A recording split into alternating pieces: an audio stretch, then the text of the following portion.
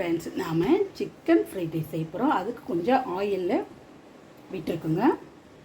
சிக்கனை வந்து கொஞ்சம் பொரிச்சிக்கலாம். இது கூடவே உப்பு, பெப்பர், ரெட் சில்லி பவுடர், ஒரு எக்கும் போட்டு ஃப்ரை பண்ணி எடுத்துக்கலாம் ஃப்ரெண்ட்ஸ். கொஞ்சம் மிளகாய், கொஞ்சம் உப்பு,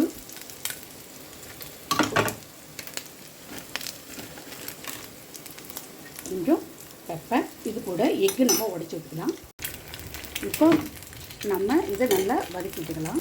இதுமாரி நல்லா ஃப்ரை பண்ணிக்கலாம் ஃப்ரெண்ட்ஸ். நல்லா பலன்னு நல்லா ஃப்ரை ஆகணும். இந்த ஸ்டேஜில் நாம் செப்பரேட்டாக எடுத்து வச்சுக்கலாம். ஏன்னா இதே பார்த்துட்டா நம்ம ரைஸ் காய்ச்சி வச்சுக்கலாம். எண்ணெய் இது பண்ணிவிட்டு எண்ணெய் ஊற்றிக்கலாம்.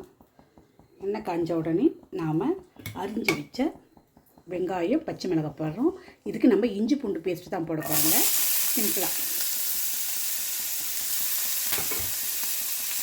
இந்த அளவுக்கு வதங்கினா போதும். இது கூட நம்ம இஞ்சி பூண்டு பேஸ்ட் போட்டுக்கலாம்.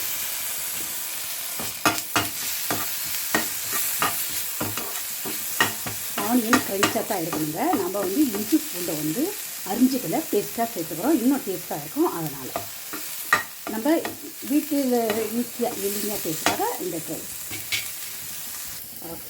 இந்த கப்பு அளவுக்கு ரைஸ் எடுத்துக்கணும். இது வந்து டயட் ஃபுட்டுமேட் இருக்கிறவங்க 2 பேர் சாப்பிட்லாம் ஃப்ரெண்ட்ஸ். இப்போ இதை வந்து ரைஸோடு கொட்டலாம் ஃப்ரெண்ட்ஸ். இப்போ வந்து நாம் வெங்காயம் வதங்கிட்டு போதுங்க. இப்போ பொரித்த சிக்கன், எக்கும் போட்டுடலாம்.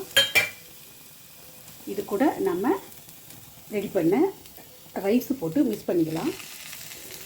இது வந்து நார்மல் ரைஸ் ஃப்ரெண்ட்ஸ். மிக்ஸ் பண்ணிவிட்டு காமிக்கிறேங்க. இப்போ நம்ம சோயா சாஸ் வந்து ஒரு 1/2 ஸ்பூன் போட்டுக்கலாம். Chilli சாஸும் tomato ketchup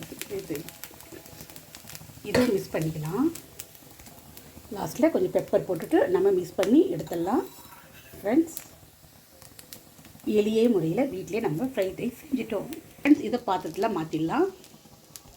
okay friends, சாதம் ரெடி. வாங்க சாப்பிடலாம். ஓகே ஃப்ரெண்ட்ஸ், நாளைக்கு பார்க்கலாம்.